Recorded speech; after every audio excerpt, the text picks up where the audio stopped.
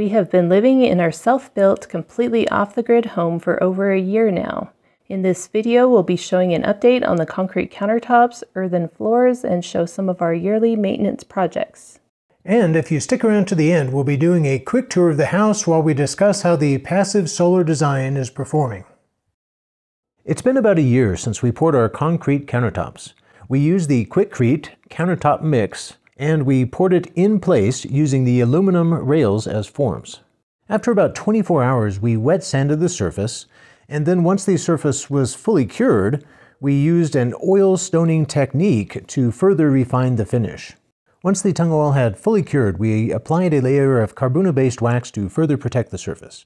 And here's a look at the countertops after about a year of use. There is some scuffs and marks, and they're looking a little dull, and so we decided to go ahead and remove the wax and put on another coat of tung oil to freshen them up. We started by wiping the countertop down with an alcohol rag to remove any wax that was left over and just make sure it's really clean and ready to receive the tung oil. And now we're applying the tung oil with a rag, just a rag soaked in the tung oil, putting on a pretty heavy coat. We want it to sit on the surface and be able to soak in. After the first application, we went back over and reapplied it in some areas where it was soaking in a little bit more and just kept refreshing those areas to keep a coat on top that would, continue to soak in, and then just let it sit for 20 or 30 minutes. It's interesting that tung oil does really darken the surface, which we like. We like the dark tones that it provides, but there are different ways of sealing a countertop that would keep the lighter color of the concrete if that was preferred. One advantage of having the darker color is that things don't show as much, and the tung oil is an oil that darkens the stone, and so we don't have to worry about oil used from cooking or something getting on the surface and leaving a dark spot. It's all already saturated with oil and it's all already dark, and so we haven't had any trouble with cooking oil or that kind of thing changing the surface.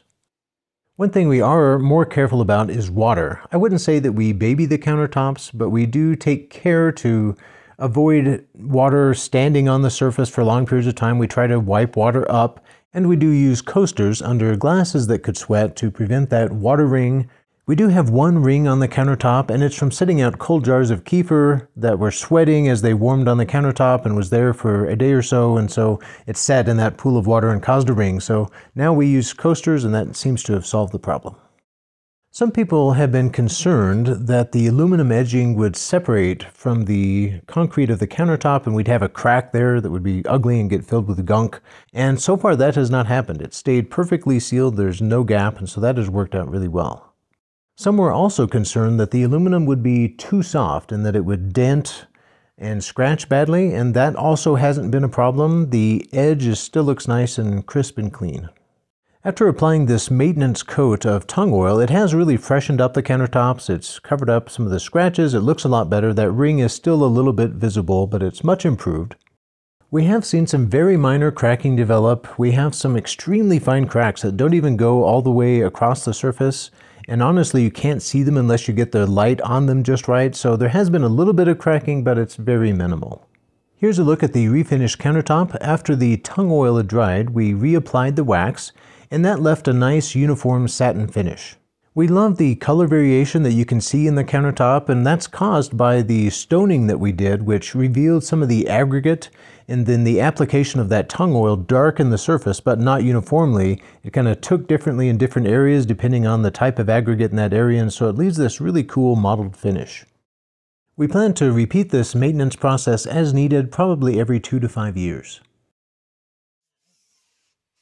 I'm doing some maintenance on our mahogany front door. It's been about a year since we installed it, and the finish is wearing quite well. We used a tung oil finish, and it lasts well, it's holding up well, it has a nice sheen, but it needs to be refreshed about once a year. So I cleaned it off really well, and I'm reapplying some tung oil. To clean the door, I just went over it good with a wet rag and then lightly with some fine steel wool. And now I'm applying the tung oil. We're using a natural raw tung oil cut with citrus solvent. It really looks nice, and as I apply it here, it's really bringing out the color and the richness of the wood again. I'm really taking my time here, getting it into the corners, and I'm giving the wood a good soaking with this tung oil, and then I'll let it sit for a while, maybe 15-30 minutes, and then come back and wipe off any excess. We really love the metal plate with the brass lizard on the store. It's one of our favorite features, but it does have one drawback. On the coldest nights in the winter, we do get some condensation on the inside.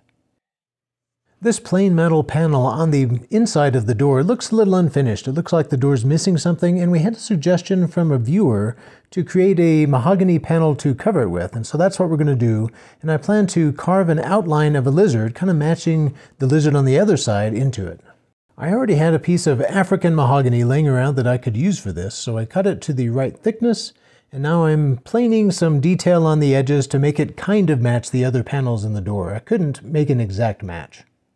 This wood is African mahogany, and the front door is made of American mahogany, so it won't be an exact match, but it'll be pretty close as far as the wood species. For the lizard, I just freehand drew a copy of the lizard that's on the other side of the door onto this panel, and then used my router to cut out most of the lizard and then finished up with some chisels. I then used some wood stain to dye the lizard black, and now I'm finishing up the panel with some tung oil. I'm just using a brush to carefully get into those cracks and crevices with the tung oil. I have to be really careful not to brush away the dye that I used to make it black. In the back, I cut out a few recessions to make accommodation for the screws that are there holding the actual lizard on the other side. And that pretty much finishes it up. I'll let this cure for a few days and it'll be ready to install. We're ready to install it, and to address the condensation issue that we had during the coldest times of winter, we decided to go ahead and install a piece of foil-backed foam insulation. Although just the extra thickness of the new panel that we're putting on probably would have been enough, this is just a little bit of extra security. Now I'm putting a little bit of black silicone around the edge to hold the panel in place. I want the panel to be removable just in case we decide to do something different in the future. Well, this fits in nicely, and it's really great to get this project finished up. This is something we've been meaning to get back to for a long time. The wood matches perfectly, and it's also really nice to get a new coat of tung oil on the door. It looks brand new. Another yearly maintenance task we have is to oil all the windowsills, so while I had the tung oil out, I decided to go ahead and do them as well. The windowsills are live oak, and they get direct sun during the wintertime, but no direct sun during the summertime. It wouldn't hurt anything if I skipped a year or two. They still look great, but over time they would eventually dry out and maybe start turning gray. And so doing this yearly maintenance of, scuffing them up with the little steel wool and then going over with the fresh coat of tung oil just freshens them up, makes them look new, brings out the color again, and it keeps them looking really nice. That's the beauty of tung oil, and one of the reasons we used it is because it's not a thick film that wears out that you have to remove eventually. It's something you can just add a new coat to anytime you want, so it's really forgiving and wears well over time.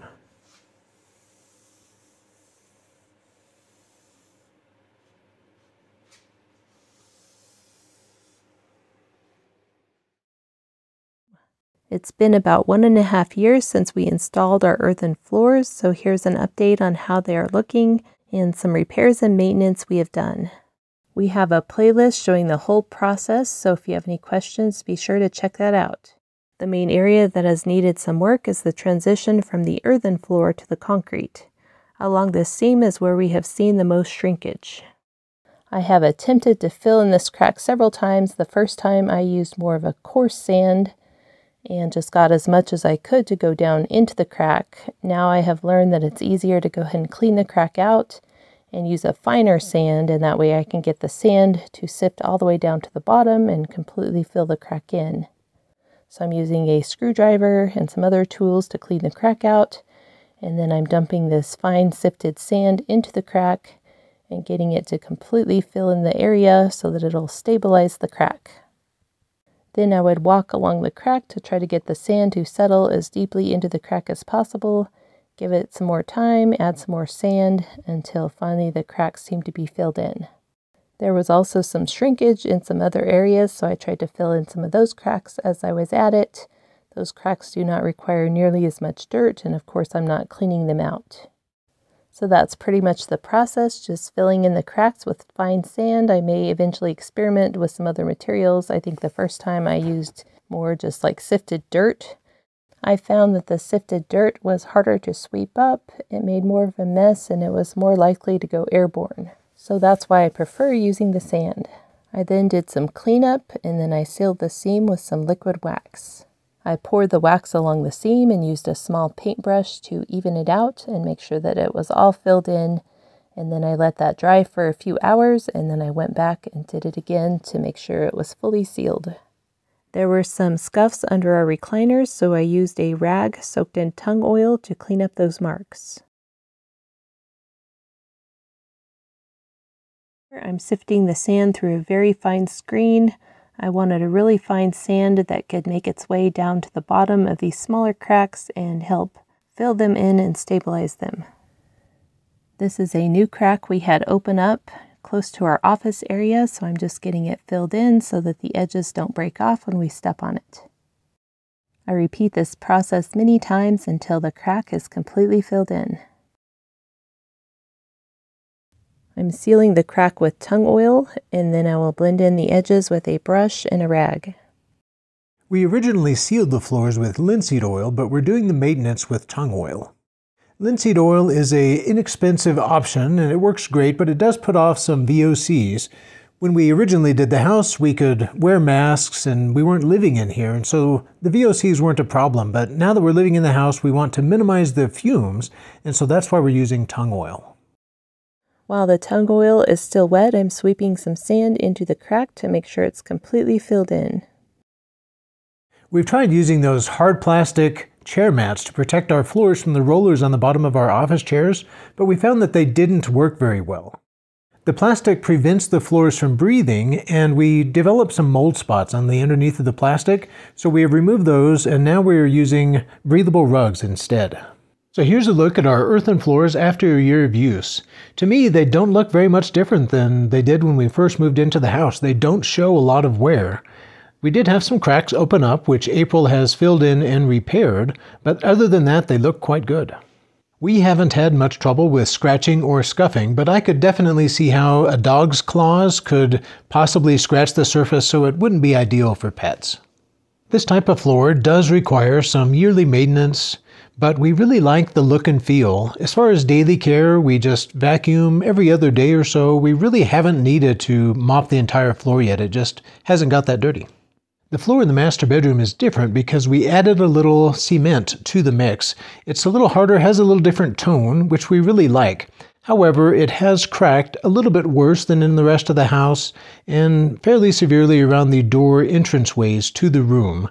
We may have to do a more significant repair in the future, but that's the nice thing about earthen floors is you can make repairs. So after about a year and a half of wear on our earthen floors, they seem to be holding up well and meeting our expectations. They have cracked and needed to be repaired some, but nothing major, and overall they're performing well, they still look nice, they're still comfortable to walk on, and we're still enjoying the floors. So here's a current look at our kitchen. It's the end of January 2024. I'll show you some of the things we like about the design and how it's working out for us. Plenty of room around the table for all of the chairs. When we have the whole family here, we load it up with chairs. We do kind of a buffet style on the countertops, put all the food over here. I love the dishwasher. Saves so much time, saves a lot of water and a lot of work. And we love our coffee station over there. That's worked out really well. We have a big pantry over here. And we have our evaporative cooler vent right here, which is super nice in the summer to push all the hot air out when we're baking and cooking, and it adds some circulation here in the winter, but I can close it off with magnets. So that's worked out well. And love this pantry. It's not particularly organized at the moment, but not too bad. Have shelves on both sides. There's room in here for our freezer and our trash can, and another shelving unit on the side here. So that's made this kitchen very functional. So we have all the food stuff on one side, have the refrigerator and the pantry, so it has worked out extremely well. So really loving this design.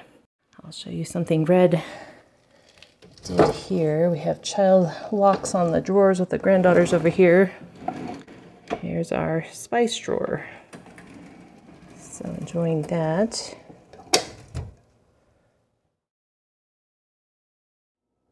Our home is a passive solar design. It's facing south, And it incorporates large windows all along the south side that are uncoated so that the full strength of the sun comes through that doesn't block the UV light. It also has a large overhang across the south side of the house that blocks the sun in the summer months. It prevents direct sunlight from entering those large windows during the summer months and provides shade for that entire side of the house all summer long just because of the angle of the sun. However, in the winter, the angle of the sun is lower, and so direct sunlight is able to come in underneath those eaves and hit this entire south side of the house. It comes in the windows and it warms up the house in the winter. In fact, it's so effective that in the wintertime we don't have to use any additional heat in this home. It's completely heated by the light of the sun coming in the windows. We didn't go crazy on the insulation in this house. It's only moderately insulated, but we were careful how we did it, and we tried to optimize the types of materials we were using. So we used foam insulation on the outside of the house, the roof and the walls, 3 inches thick foam with reflective sheeting on the roof and 2 inches on the outside with the reflective foil facing out. The use of this foam throughout pretty much eliminates thermal bridging, or goes as far as we can to eliminate that thermal bridging. It makes it kind of like an igloo cooler, and so there's no gaps in the insulation for heat to leak through. It's a nice shell that encases the house.